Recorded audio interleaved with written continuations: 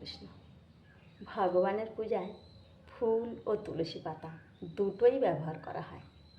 তুলসী পাতা ছাড়া ভগবানের পূজা একেবারেই অসম্পূর্ণ। ফুল জলে না ধুয়ে ভগবানের চরণে অর্পণ করা হয়। আর এই জন্যই অনেকে এই ভুলটা করে থাকে, সেটা হলো তুলসী পাতা না ধুয়ে অর্পণ করা।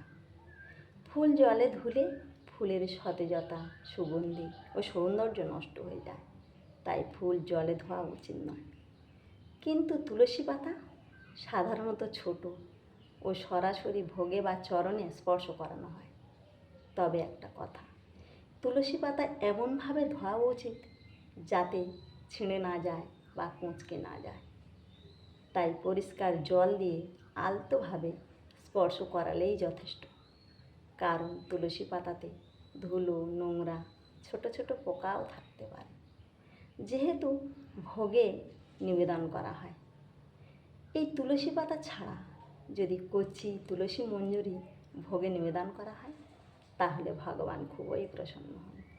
হরে কৃষ্ণ।